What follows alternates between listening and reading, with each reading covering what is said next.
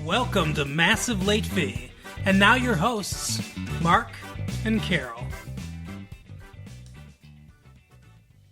Well, hello everyone. Welcome back to Massive Late Fee. My name is Mark. With me as always is my wife, Carol. How are you doing today, Carol? Hey, what's How up? much? It's been a good week here. It is fucking March. Did you almost say November? Yep, it's March 4th.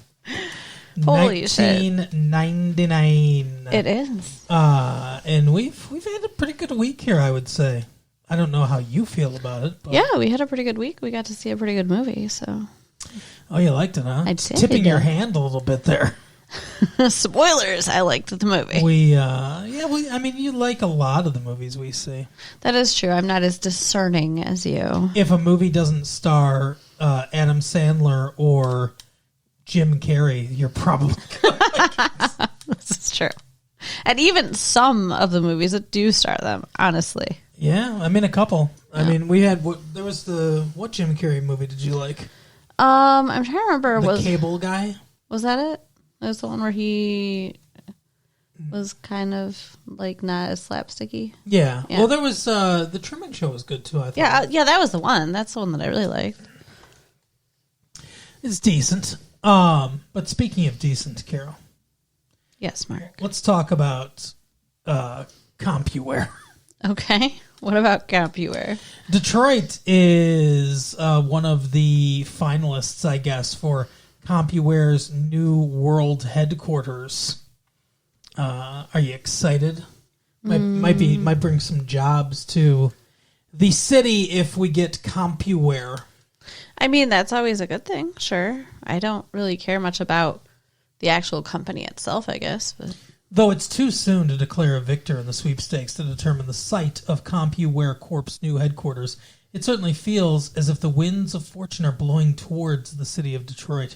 Earlier this week, Peter Karmanos Jr., CompuWare's chairman, remarked about his company's site search that, quote, the city still has to do some things, but it's looking pretty good. How'd you like to be the CEO of a company that can just tell a city, hey, fucking, you got to clean this up and this before I'm coming down here? right? That'd be, yeah. It's crazy, right? I mean, that's a lot of power. That's Yeah, a that's lot what of I'm saying. power. That's what I'm saying. We've already got Mike Ilitch. We don't need you, Peter Karmanos. That's what I wonder, though, when they're like bringing jobs to the city. Like, I mean, are we really in that desperate of a need of jobs around here?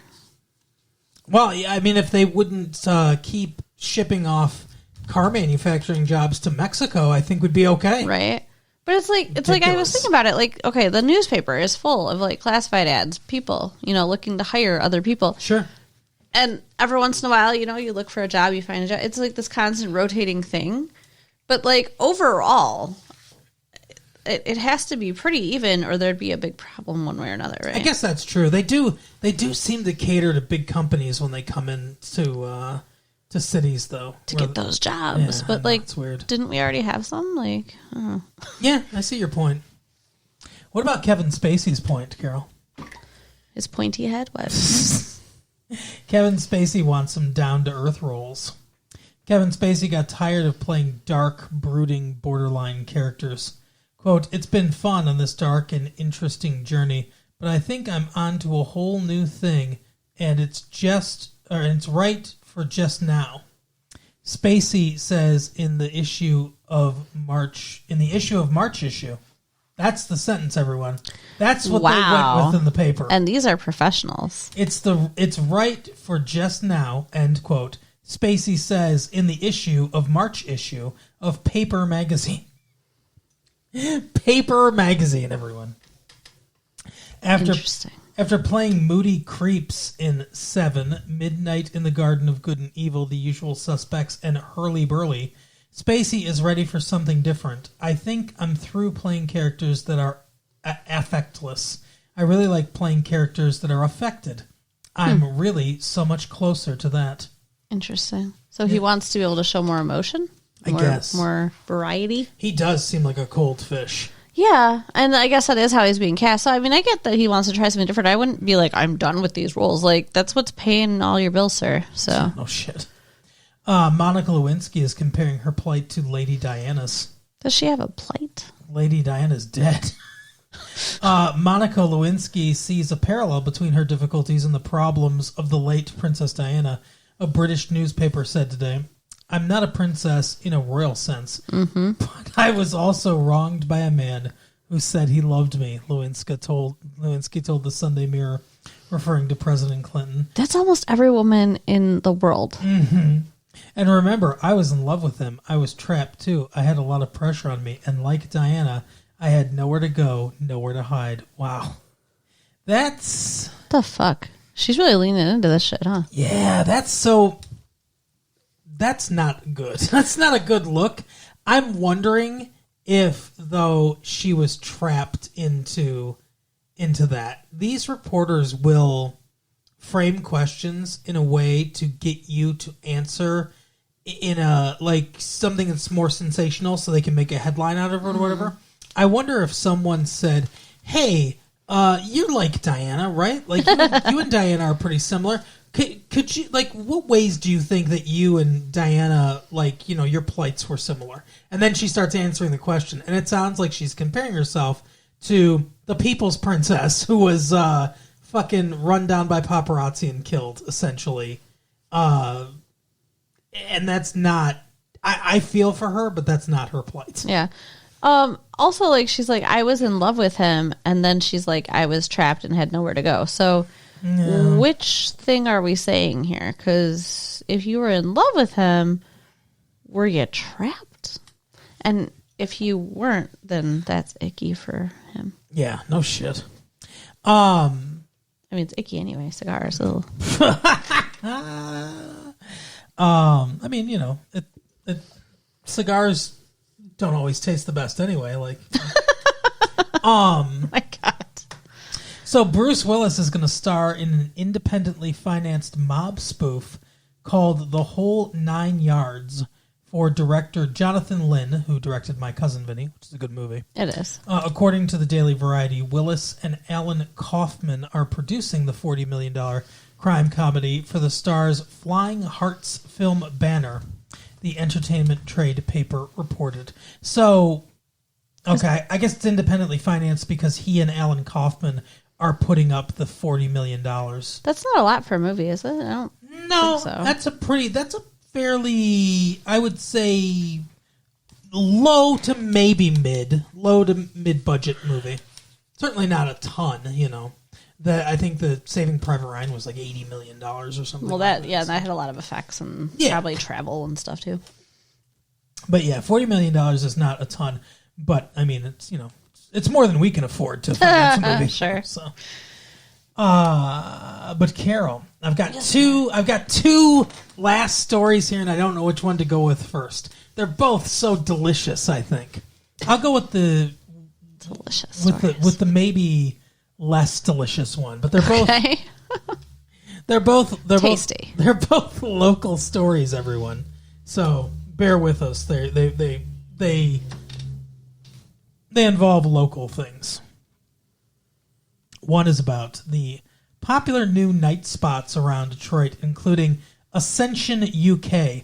Ascension UK is, for those of you that don't know, is a alcohol-free, like, goth coffee bar. The fuck? Who wants that? It's in Southfield. But it's alcohol free. Or not Southfield, I'm sorry. It's in Detroit. Like, goth and alcohol free, that does not go together.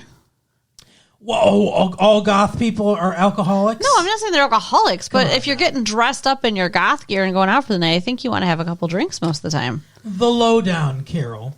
Those who prefer their night spots on the somewhat somber side will adore Ascension UK, a late-night, no-alcohol coffee house hidden away in one of downtown Detroit's darker, forgotten corners. Located in the go get mugged. Located in the long-abandoned Chinese restaurant, look for the Oriental Express sign. Ascension melds an old-school freezer theater or clubhouse DIY aesthetic with a distinctive Anglo-inspired Gothic vibe. It's a scruffy but atmospheric meeting ground for an offbeat blend of black-clad goths, dye-haired artists, and other night prowlers who are not quite ready to head home at 2 a.m. So, okay, so wait a minute. So this is a late night, like open after the bar It's an closes. after hours. So people are going to be drunk. They're just not serving alcohol anymore, so they don't mind going to get the coffee. And I there's got going it. to be drugs. I mean, Well, of course, yeah. atmosphere, shadowy, timeless, and theatrically gloomy to a greater or lesser degree, depending on the evening and the event. Unlike most other area alternative venues, patrons tend toward the friendly side. Oh, thanks a lot, everyone. We're alternative. Most Ascension folks are regulars, and it seems that standoffishness and bad attitudes generally have been left at the door. The club has a well-earned reputation as a goth hangout, but there's more to it than that. The oddly friendly feel and the general willingness to experiment on the part of the management results in certain idiosyncratic flair. On a recent Saturday, a photographer frenetically snapped the pictures of the club patrons and then developed them at a table in the middle of the dance floor. There's a dance floor? Yeah, What kind of coffee house has a dance floor? This is like a club. yeah, it's a club, coffee house club. Okay. Usually there's a DJ, but Ascension occasionally hosts live local and national bands. Let's see. So the Banshees, Peter Murphy, Dead Can Dance, and the like. Food, limited coffee house snack fare, such as muffins and bagels. Drink, caffeine-laden, appropriately enough for a late-night place. Coffee and cappuccino, augmented by a couple of dozen add-on flavors, as well as 14 varieties of tea. Okay, I kind of want to check it out now. So it goes from, the hours are late, 10 p.m. to 5 a.m., and then 6 p.m. to midnight on Sundays. Okay. Dress code. Basic black is always in style. Whether it be in the form of Royal Oak resale chic full-on noir Showtime ensembles or vintage Victorian dress, if you feel like you've stepped off the set of Interview with a Vampire or The Decline of the Western Civilization, you know you're on the right track. So yeah, every Sunday they have Vampire the Masquerade, an interactive role-playing game that begins at 6 p.m. I want to go. this Saturday. Take me there. It's okay, I'll take you there. Jeez, so peace. This Saturday, Ascension hosts the Miss Gothic Detroit contest, a benefit for the Red Cross. Yeah, it seems like a really cool place. Yeah. Ascension UK, so I guess we'll check it out. And if you're in the Detroit area, why don't you check out Ascension UK as well? What does the UK stand for? United Kingdom. But, okay. I don't know. It's not here. It's here. Yeah, I don't know. Anyway, so this is someone who's been on our radar for at least a week or two, but now he's in the newspaper. It says his name is ... Well, he has several, but the rapper known as Eminem, that's Eminem, like the candy, but spelled differently. It's a palindrome, right? No. Oh.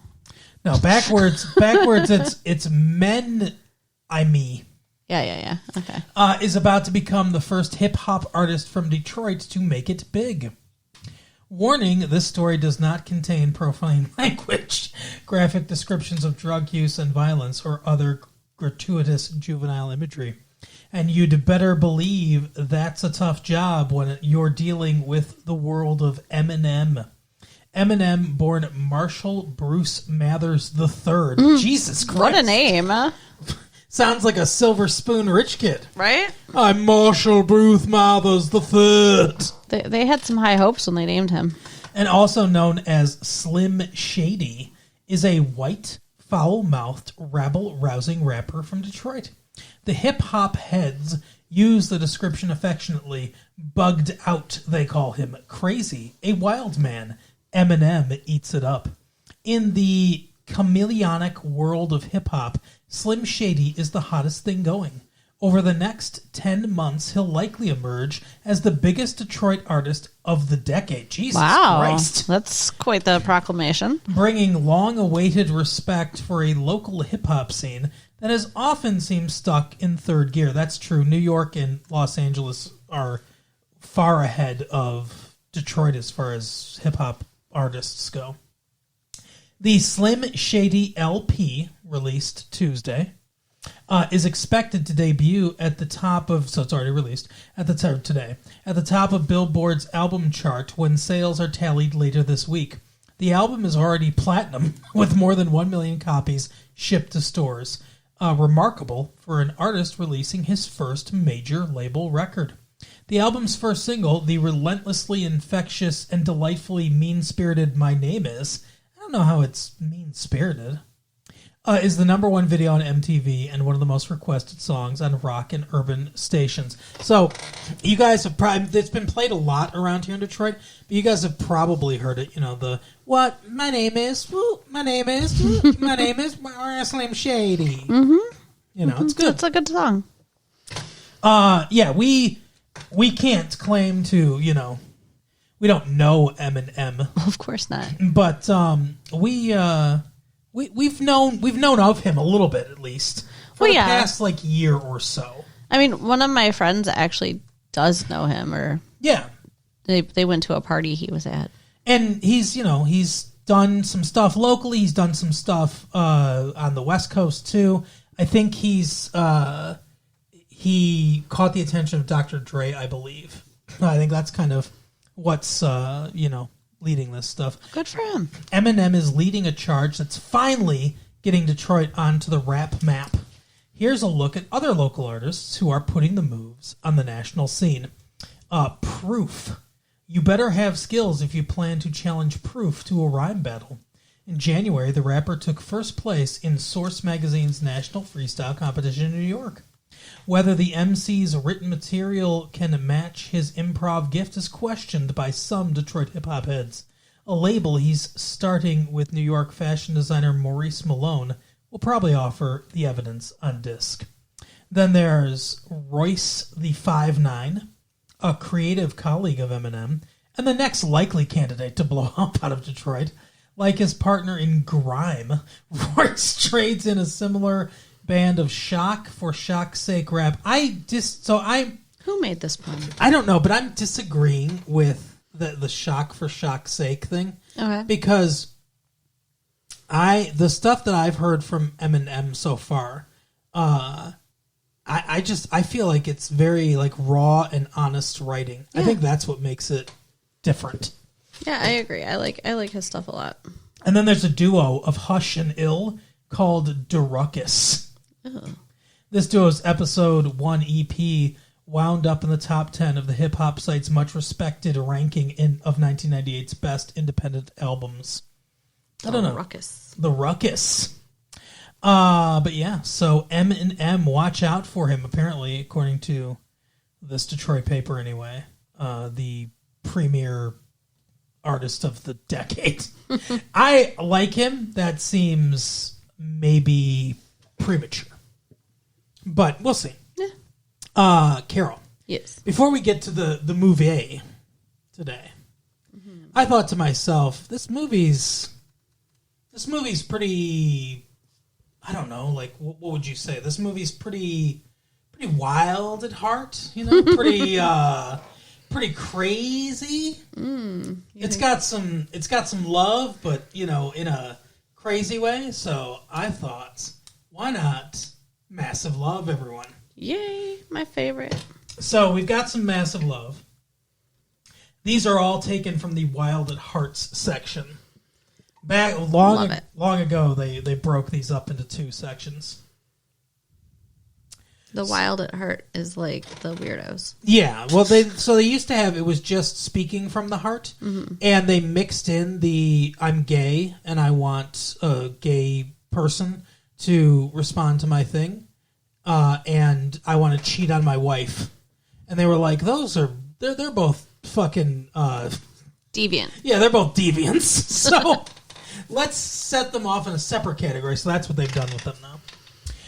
And when I say weirdos, I mean, obviously just not heterosexual couples, but I mean, sometimes it's like thruples and all kinds of stuff. Oh, there's a lot of weird stuff in there, yeah. I don't know exactly why they put the gay people in with everybody else that's looking for, does anybody have a horse that can fuck? Right. But whatever. 45 to 50-year-old single / married female fit, sought by married white male 36.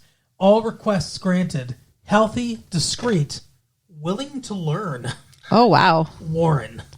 All requests granted and willing to learn. So, do you think that he's been, like, chastised by his wife or something like that? You don't know how to fuck. But I'm willing to learn. So, what is he looking for again? He's looking for a 45 to 50-year-old single or married woman. Wow. Who's fit. So, maybe his wife has let herself go. But the willing to learn is the thing that gets me. Yeah. No, I'm just trying to figure out, like, why these assholes decide to go, post shit in the paper. Oh, yeah. I know. Anytime I read any of the cheaters, you hate it. I do. It's angering. Keep it in your pants, people. Yeah, I Till understand. death do us part. Right. That's how that goes. Kill your wife.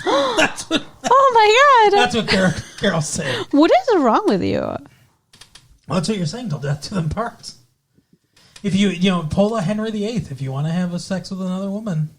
I became Italian for I'm a second. little scared now. You don't If have you any want to have insurance sex with policies another out, woman. do you?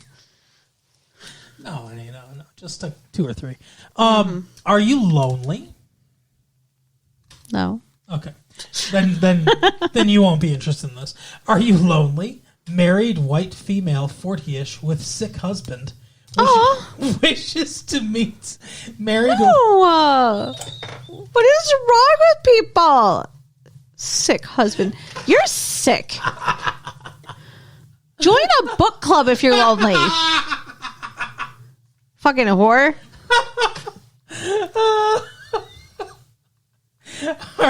Are you lonely? Married white female 40-ish with sick husband wishes to meet married white male 40 to 50 with sick wife. What? What kind of sick are we talking about? Now I've got to wonder. For companionship, maybe more. Warren area. How do you think there's going to be another person reading the paper that happens to have a sick spouse? And Your wife has to be bedridden too. I don't understand. Oh my god. I mean, maybe they feel like this justifies it somehow, but it does not. I think so. It does not. You know what? Go to a support group for like caretakers of sick people. That's where you need to find something. My husband's on his deathbed, and I want someone whose wife is on her deathbed so we can bang and talk about how hard it is to take care of people dying. Awful. Oh my Maybe god. they mean sick in the head though.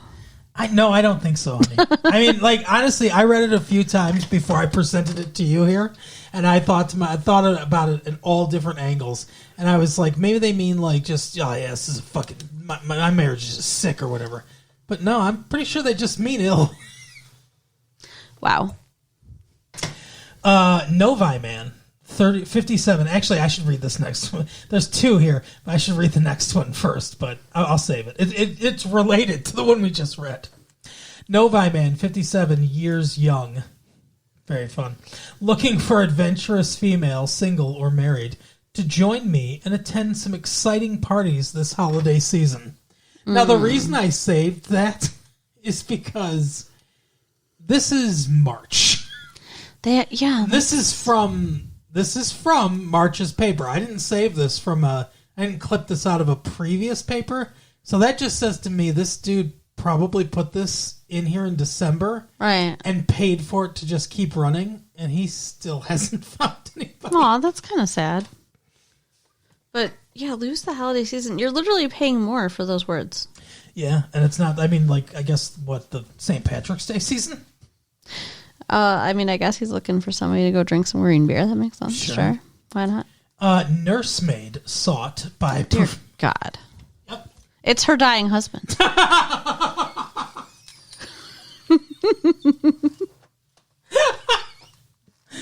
Nursemaid sought by professional married white male with a thirst for a curvy white female. Age and marital status unimportant. Wow. I-75 corridor area preferred. Wait a minute. He's thirsty for a curvy woman and he said nursemaid? Yes. He's looking to breastfeed, isn't he? Oh my God, I didn't even think about that. Oh my God. I mean, I Oh my thought God. nurse back to health, but maybe there's something else. I was thinking that he just wants someone like in a nurse's uniform, a curvy nurse's uniform. Sure. But, oh my God. No, I think he wants to suck on some titties. Well, don't we all, but boy, we don't all want to breastfeed. Jesus. Yeah, People are there's fucked up. 100% agree, Carol. There's, wow. But wet nurse would be the one for breastfeeding, right? So, Yeah. So Yeah, maybe- you're right. so maybe he just means, Hello, nurse. yeah. Although, like you said, maybe it's that chick's husband. God, you're funny today. I'm funny every day. Thank you very much. No, I agree. You, I love how you sound surprised. you know what you're doing. You know what? Fuck you. Wow. I gave you a compliment. This is what marriage is like, everybody. Well, what if it would have been fine if you were just like, you're funny, but you're funny today. What if I was like, hey, you're a good kisser today? The rest of the days, though, man, you suck. All right. Point taken. Point taken. 24-year-old bi single black female seeking same must like children. What? Sorry, my brain went bad. Go ahead. No, I agree with you. Very busty, clean, discreet, looking to have a discreet relationship. Serious responses only, no men. Okay, but if they're looking to have a discreet relationship, then why didn't you like have children? Exactly. Like if you have children and you're looking for a partner, then you should want them to like children. I agree. Yeah, I don't like it. I don't like it at all. 26-year-old single black male, cute, 5'11", 165 pounds. That's pretty tiny. Healthy, drug and alcohol free, seeking slim-built 26-year-old cute female with nice feet. Oh God. For LTR, which I don't know what that Long-term means. relationship. Oh, okay. So he wants to have some bony sex, it sounds like, but also feet sex. That's the thing. It's like that's nice feet. Because but like you said, he's small. He wants somebody thin. Specifying nice feet, though. I mean, That's it's fucked. like Yeah, it's like Quentin Tarantino, except Yeah. he's not small. Tarantino. Well, he's not big. No, but he's not small. He's average sized. Okay. We've all been there. What do you think constitutes nice feet? Like, I'm not into feet, so I can't really gauge it. I don't know. That's the thing. Like, I have everyone's got their own like things or whatever, you know. But I'm into mostly the normal stuff, I Right. guess, you know. Like breasts shouldn't necessarily be super like they are secondary sexual characteristics. They're not primary sexual characteristics. Breasts? Yeah. Okay.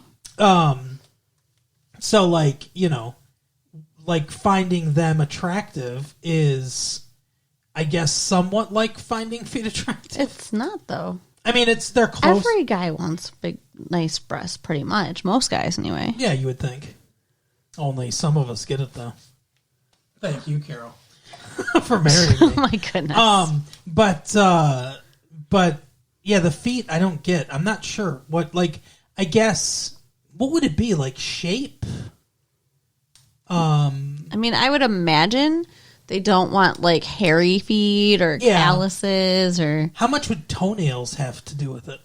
What about weird stuff? Like, my feet are weird. Yeah, your feet are weird. And my feet... You could have just said, "Oh, your feet are cute, honey," but I guess I don't really Well, I care. don't... I mean, like, I don't care what your feet look like. Yeah. But, yeah, I mean, you've got that weird gap thing.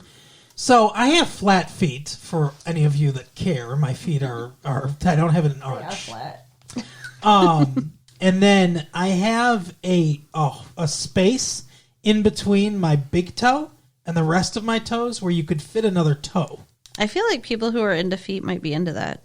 At least And dudes. that's what I'm wondering. Like, is that the weirdness? Does that make a difference? If you're into feet, Oh my god! let us know. Please don't. No, really don't. I forgot her email address.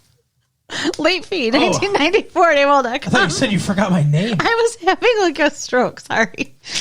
28-year-old sexy bi-curious female seeks the same, under 34, to spoil husband rotten. Okay. 28-year-old girl who's bi-curious wants a female who's also bi-curious, who's under 34. Her husband must be 34. To spoil the husband rotten. Do you love your husband or do you want a break? It sounds like she's looking for a replacement. No, she wants the both of them with the husband. To spoil him rotten. Yeah. You like that idea? I hear it in your voice there. What? I'm just saying. Spoil me, baby. I'm just saying that my birthday's coming up. And, It is not. No, I know. But My birthday is coming up. eventually. How you spoil me rotten? Okay, I will. I'll find a female. That would spoil you rotten, right? Mm-hmm. Well, can you be adventurous? Yes. How about this? You can be adventurous without being nasty. No. Attractive white couple stuck in Livingston County seeks white couple 25 to 40 for fun. That means they don't have a car. Right. So you've got to drive to Livingston County to be with them. So what does that mean? Let's say we're not trying to swing. No. By the way, don't send us invitations to join you. Not that I mean, you're welcome to send the invitations. I actually really appreciate the invitations. Just don't expect us to respond to the invitations. Oh, okay. We got a We got a nice invitation we got a not safe for work invitation for Christmas, I think. Anyway, so apparently send them, but we're not necessarily going to respond to them though. Right. But anyway, if you and I were looking for a couple to be with or whatever, I would right? not like that. You would not like what? Being with a couple. I wouldn't like being with a couple either. I know you, but a single woman's fine though. Maybe. But anyway, so I know we're not looking for a couple. I'm just saying if we were, and we were looking through the paper and we saw this, and it said you can be adventurous without being nasty. Attractive white couple stuck in Livingston County seeks white couple 25 to 40 for fun. Mm-hmm. Would we respond to this? No. Because I don't know what they mean. Well, what do you mean you could be adventurous without being nasty? Are we gonna fucking swap wives or have an orgy or what? Yeah, I don't know. Because that's what the people. We're not swingers, so I don't know. But that's what they want, right? The swingers, they want to swap and they all be together and shit. Maybe they want to do a group thing. They don't necessarily want to swap. I don't know. But what's nasty? Yeah, what's nasty or not nasty? That's what I'm saying. You can be adventurous without being nasty. What does that mean? I don't know, but I feel too, the people who would respond to this could be serial killers because you're I'm stuck in Livingston County. Yeah, I know. They're going to be well, we'll come over there and get you. Wow. And then this last one. You seeking excitement? I like the lack of. Are you that cheap? You seeking excitement? You couldn't spring for R? Married white male looking for rambunctious female. You could spring for rambunctious and not R? Dear Lord. For playful friendship. So this sounds like he's 9 and looking for... A 9-year-old does not know the word rambunctious. Looking for another 9-year-old to play on the twirly slide. So you seeking excitement?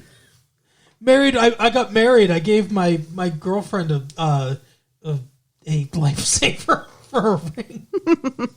Married white male looking for rambunctious female for playful friendship. You're looking for a dog. Yeah, exactly. That's what I picture. They're frolicking through a field. I know. Yeah. That's what I'm saying. It's weird, right? Yeah. People are weird. See, this is the proof. And that's just a smattering of local people who put it out there in the paper. Yep. Imagine the people out there that are quiet about it. There's got to be a million weirdos. Like every other person you walk by in the street is freak. They're thinking to themselves, you can be adventurous and nasty at the same time.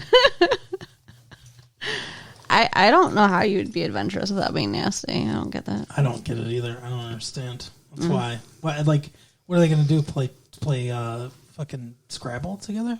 That's an adventure right there. Yeah. Drive to Livingston County. Right. Play the word rambunctious for 45 points. There you go. But speaking of nasty. Yes. This was a nasty movie. And adventurous. We watched Cruel Intentions. Yeah. Very good movie. Buffy the Vampire Slayer like you've never seen her before. Well, I mean, we got a sneak preview that one time. That one episode where she was sexy dancing with Xander. Yeah. It's so funny that that's what we think of. Not like when she actually had sex, but sexy dancing with Xander. That's her sexy moment. Well, yeah, because when she had sex, it was all like, oh, we love each other. And it's really sweet. And, not sexy at all. Fuck your soul out. and then it was just sad. But yeah, so we have her. We have Ryan Felipe from I Know What You Did Last Summer fame. The one that actually hit the guy in the car. What? That blonde dude. He was okay. Last Summer. Yeah. I thought you meant the actor for a second. The actor that murdered someone. We have the most delicious sounding actress, Reese Witherspoon. Reese Witherspoon. She was in Man in the Moon. She was the little sister. And some other things. She was in something with, I don't know, like it was a Little Red Riding Hood. I think Kiefer Sutherland was in it. Oh, I think we've talked about this, but we haven't seen it, and I want to. It sounds interesting. I like Kiefer Sutherland a lot. She was in that Mark Wahlberg one, too. Yeah, Fear. That was such a good one. Yeah, I liked that movie She was in that with Alyssa Milano. Yeah. So we've got them, and then we've got someone named Selma Blair. First time I've seen her. Who's she? Which one was she? She's she's the one that's supposed to be like 12, I guess, or whatever. Yeah, the like immature girl. The weirdest acting it's so weird to see someone that's clearly like 28 being like, I got back from Australia and like, and trying to act like she's very young. You know what though? She sells it. She's a good actress. She sells it in the campy way that the tone of this movie is going for. But I mean, like, I believe her in that role, even though she looks older, because she does such a good job acting that way. So those are the principal players. Oh, Joshua Jackson's also in this. Yeah, Pacey. As a gay guy. It's interesting. It's interesting to see. It is interesting. And his hair is blonde. Mm-hmm. And Sarah Michelle Gellar's hair is brown. So, like, they're, like, fucking with everything. Yeah. They're fucking with the TV shows we watch. Well, yeah, because... Yeah, that's right. He went blonde in the TV show. That must have been when he was filming this. Yeah, I was just thinking that. Is Sarah Michelle Gellar's hair going to change color? Ooh. Is it going to get darker? That would be interesting. Or is it wigs? You think she's wearing a wig? I don't know. I don't think so, but... That would suck. I would hate to have to wear a wig for, like, many hours. They're so uncomfy. It's probably very easy for her to dye it and dye it back, though, or whatever, right? It's not that easy to get brown out of blonde. Oh, okay. Well... It's easy enough to go from blonde to brown, sure, but we'll see if Buffy has like a evil like dark twin or something like that at one point. Right. I'm brown haired Buffy. Oh my god, I just pictured my Barbies. Okay, go ahead. So, Cruel Intentions, what did you think? So I love the soundtrack of this movie more than like any soundtrack that I've heard, and I don't know. Mm-hmm. Like I think we should do a mixtape about the soundtrack. Okay. But yeah. A special mixtape spotlight episode. For Cruel Intentions. Yeah. I think that it's well done. I think the main character is fucking despicable. I think it's sexy. Mm-hmm. It's fun. You get the vengeance in the end. Like, I like everything about this movie. Okay. How about you? What did you think? I liked a lot of the movie. I didn't love the end of the movie. Okay, tell me. So, I agree. I think it's sexy. I think it's a hard edge. We've seen so many movies, especially lately, teen movies.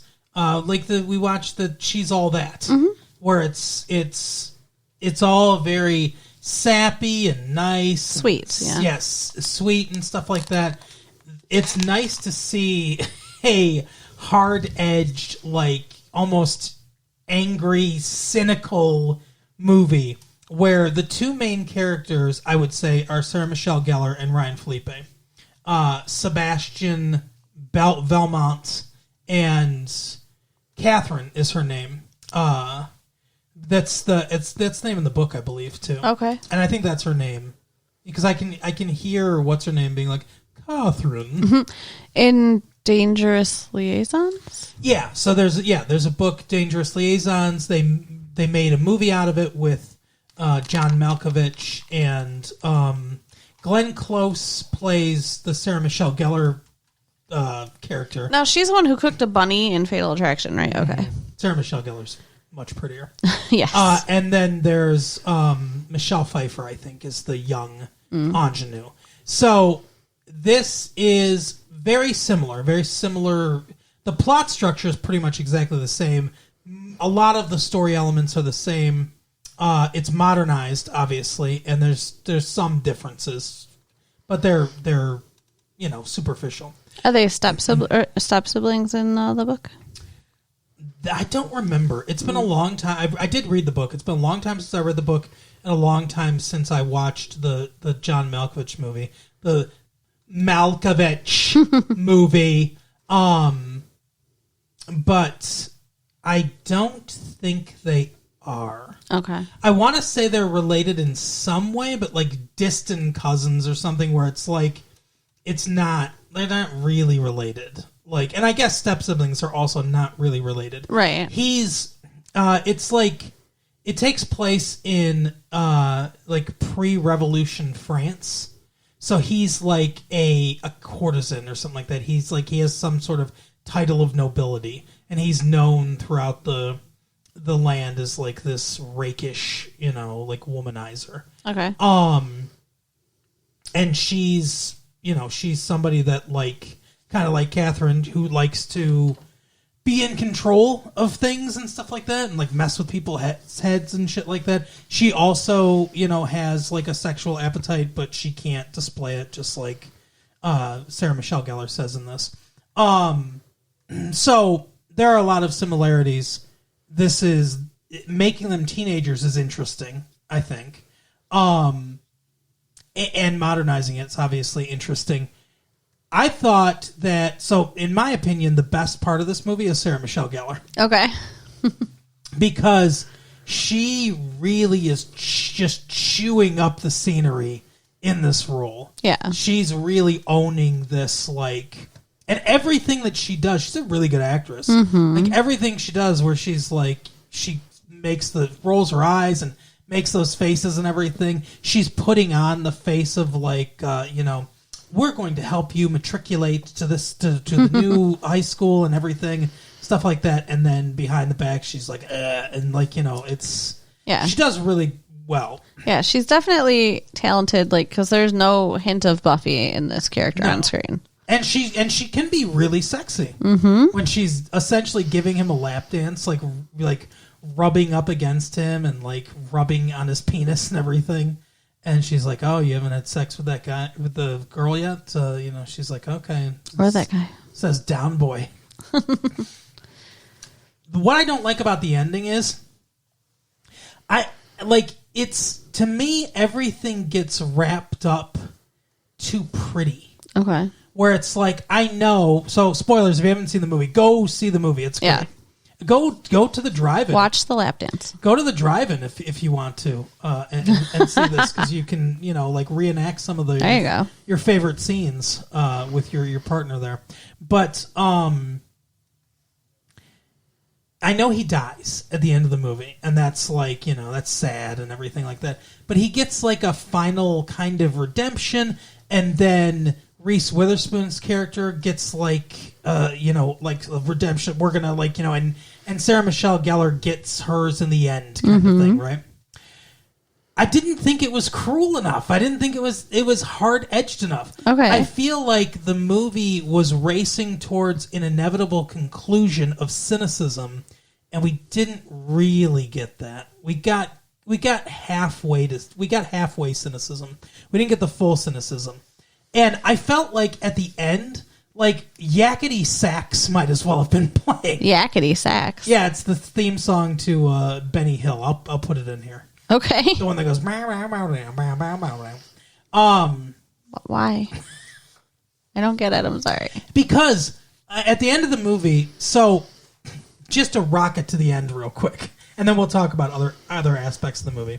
But let's talk about it. Let's get there. Okay. Because there's a lot of elements to get there. So the basic plot of the movie is that Sebastian is a womanizing asshole, and he just sleeps with everybody. Yeah. The movie starts out with him like having tricked his therapist's daughter into having sex with him and taking naked pictures of her that he posts on the internet. Yeah, without her permission. Like, real fucking scumbag, almost borderline unforgivable behavior. Yeah. And he's talking about how bored he is about like all these debutantes and that they're, too easy. And so he wants a real challenge. And he sees this article in the paper about this girl talking about wanting to be a virgin till marriage. Mm-hmm. And it just so happens that she ends up in what was this, 17 magazine or something. Mm-hmm. And she's also staying at his aunt's house in the Hamptons for the summer. Yeah. Like, what a stroke of luck there. She's from Iowa. Mm-hmm.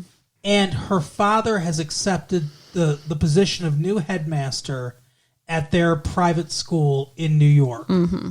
And so they're moving to New York.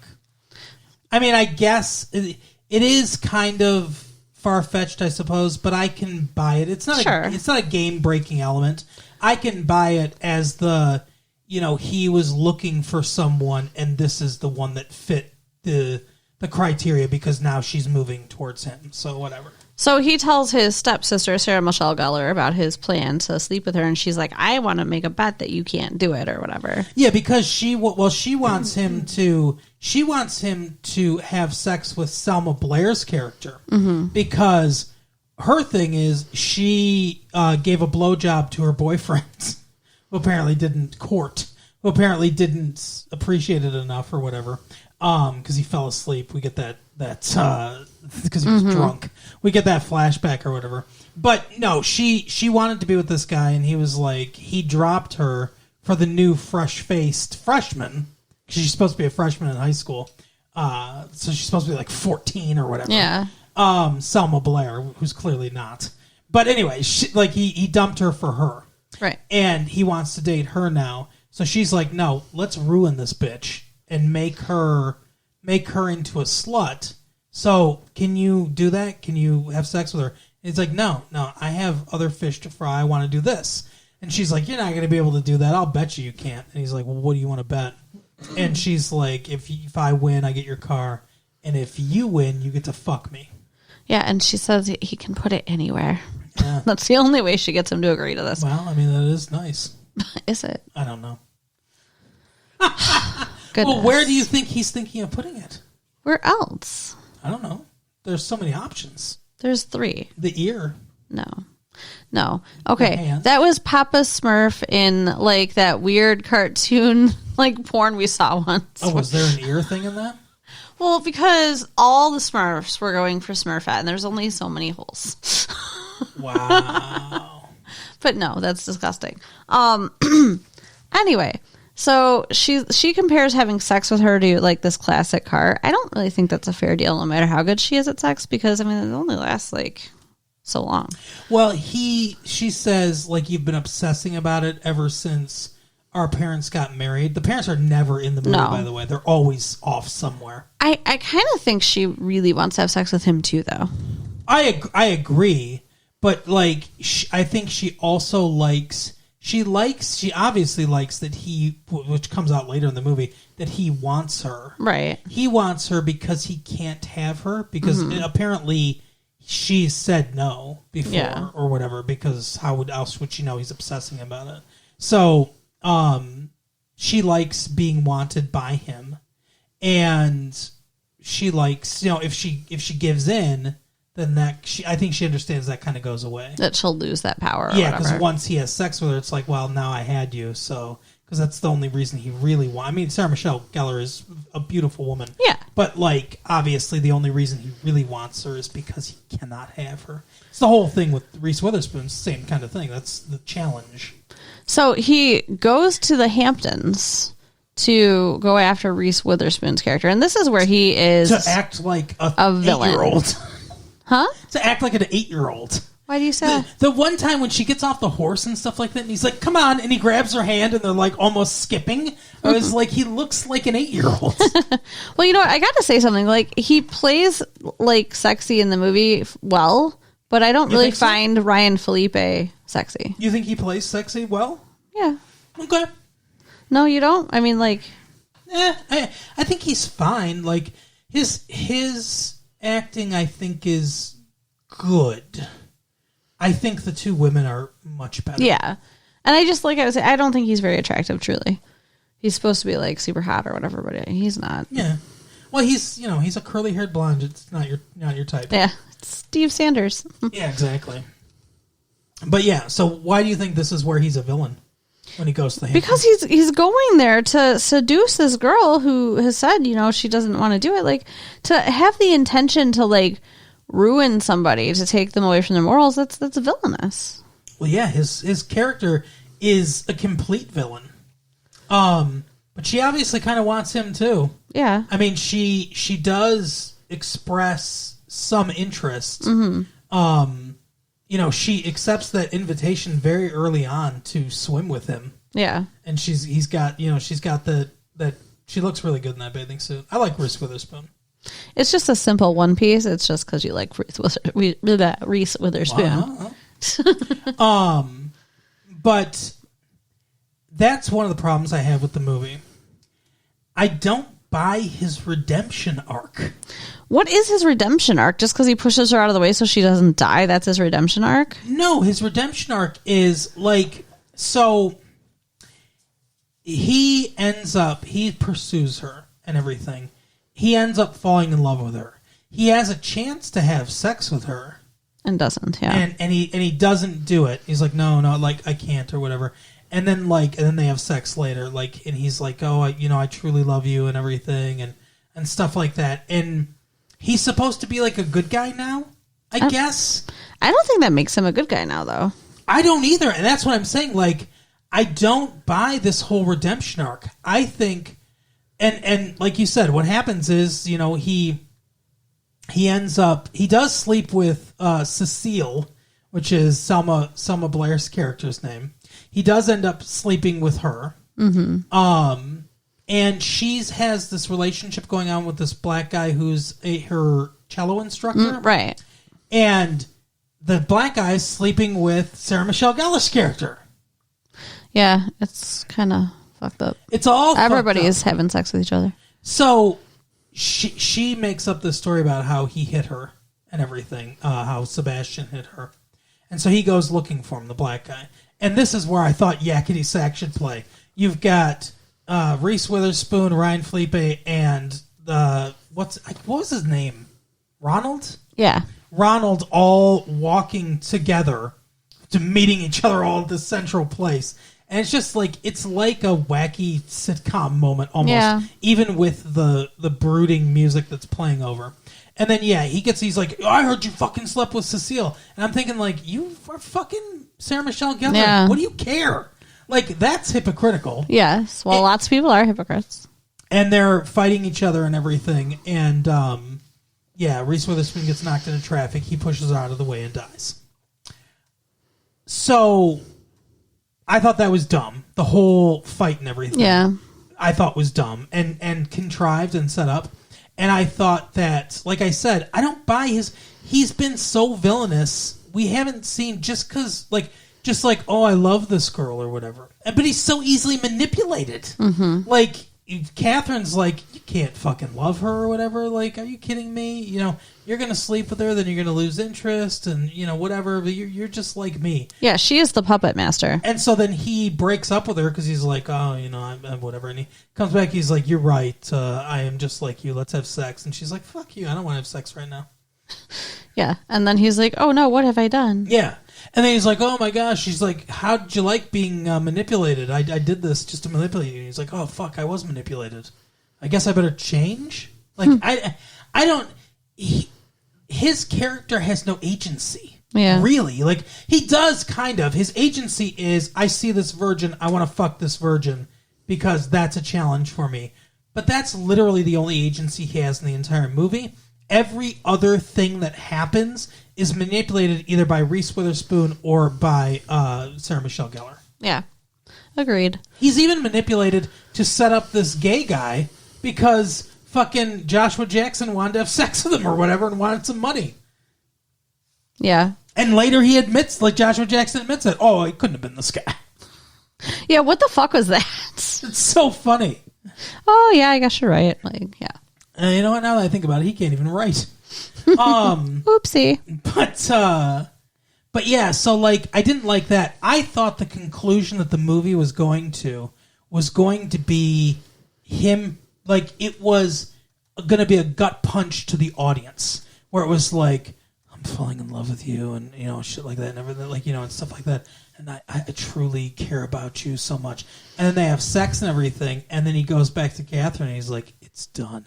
You know, and then, like, now I want my prize or whatever. And, like, they have sex or whatever. Like, where it's like, oh, my God, he just tricked all of us. Yeah. We thought that he had become this good guy or whatever, but no. And then, like, she is left, like, world-weary and wiser and jaded and shit like that because of that interaction. But that's not how the story goes, right? Like, I mean, when that end scene is playing out, I can imagine it on a freaking Shakespearean play stage, and that's what it is. Yeah, yeah. So that's why. I mean, yeah, you're right. It could have been better, but I mean, it's taking the story and recreating it. But so they had to kill him. You can change it, sure, but then it wouldn't really be a remake of that story. Well, it only says inspired by Dangerous Liaisons. All right. But yeah, I wanted the ending to be more like that. I wanted the ending to be more jaded, more cynical, and I thought we only got part of that. It was nice to see Sarah Michelle Gellar get her punishment. Yeah, although, honestly, I thought she was a more sympathetic character than he was. Really? In a lot of ways. Yeah, because she's like, you know what? I fucking enjoy sex, and God forbid that a woman actually enjoy sex and, like, you know, want to have her, like, her autonomy or whatever, because all these other, you know, like, country club assholes, you know, look down at me if I want to express sexuality. And, you know, I get passed over for... It's so funny for Sarah Michelle Gellar to be like, and I'm getting passed over for younger women and stuff like that. And it's like she's supposed to be a high school senior. Yeah. And she's talking about high school freshmen. And it's like, yeah, what an old crow you are. 18. Right. I mean, even at like 23 or however old Sarah Michelle Gellar really is, she's obviously not old either. Yeah. But like, yeah, that's kind of weird. That's dialogue written for a 40-year-old woman. Yes, agreed. But anyway, so like... I thought she was a more sympathetic character than he was, in a lot of ways. I didn't really have any sympathy for her, but maybe that's just because I am a woman. So. But it was nice that she got her come up. It's so funny. They play Bittersweet Symphony at the end and everything, and she's walking on. It's a bittersweet symphony that's life, and she it's all slow motion, everything. And every single guy that's in the frame, you know, she's mostly framed up, but every single guy, at the sides of the frame, are just slowly shaking their head. Like, there's all these guys, because they're reading. Sebastian had this manifesto of, like, all his crimes. You know, it reminded me though, when I was in high school, I used to carry around a journal and Yeah. like just randomly start writing it all. Like I wrote every day, like all the time. Mm-hmm. And so just seeing him with that, I was like, oh yeah, people do that. But yeah, so he's it's been published after he died. Reese Witherspoon published it, so everybody knows what evil they were, right? Mm-hmm. And yeah, so they're all reading. All the students are reading it, and they're just like, all the guys are just shaking their head. And then the principal, the new headmaster, comes, grabs her cross that she wears around her neck, which has been established throughout the movie, has a vial of cocaine inside of it. Yeah. And just opens up the vial of cocaine with no warrant or anything. Like, how is this even legal? I don't even know. But, like, just grabs the vial. It's a private school. Come on. And then, like, he's got the vial of cocaine. He looks at it, and he just looks at her and just starts slowly shaking his head. And I can just see if they continued this, like slow motion songs playing. She's, in a courtroom and everything, and the judge is just like shaking his head. Camera pans over to the jury. There's all men in the jury, and they're just like shaking their head, slow motion. She gets sent to jail. The jailer at the jail is just shaking his head as he closes the thing. The worst punishment, a head shake. That's what I'm saying. It's so weird that they're all doing it. It is weird. But that is literally my only complaint with the movie, is that I wish the ending was a little bit different. But other than that, I thought everything was really well written, really well paced, like just very... It has everything that the movie wants to be. It is. Yeah. And everybody in the movie knows exactly what their job in the movie is, and they do it really well. Yeah. And Sarah Michelle Gellar and Selma Blair share a kiss. I didn't really think that kiss was that hot or anything, though. Oh, every guy in the audience did, though. Really? Yeah. It's two girls kissing. But I mean, like, you could tell Sarah Michelle Gellar was not into it. Really? Oh, interesting. Yeah, like, I think Selma Blair's character was supposed to be, like, enjoying it, but I don't think Sarah Michelle Gellar's character was, so... Well, I don't think Sarah Michelle Gellar's character was. Do you think Sarah Michelle Gellar, the actress, was into it? Well, I don't think either actress was into it. They're Really? acting. They were acting. Okay. Yeah, I mean, like, you've done stage kisses. It's got to be similar. No. Did you see the kiss that they shared? No. I mean, there was tongue, yeah. Stage kissing is not similar to that kissing, no. Okay. I don't know. But, yeah. I like I said, that's literally my only criticism with it. Everything else I thought was fantastic. And a really well cast, well acted. Yeah, it's a very enjoyable. Definitely see it if you haven't seen it. Absolutely. So, Carol, tell the people where they can kiss women if they want to. So check out our Patreon, Yes. that website our friend made for us. That's right, yeah. We put some bonus content on there. Yeah, we have free trials up, too, and everything. Yeah, so check that out. And then you can also go to our website, www.retrolatefee.com. Write us at latefee1994 at AOL.com. Yep. Please do not send us feet pictures. No. And we will see you next time. All right, we'll see you later. Bye. Bye.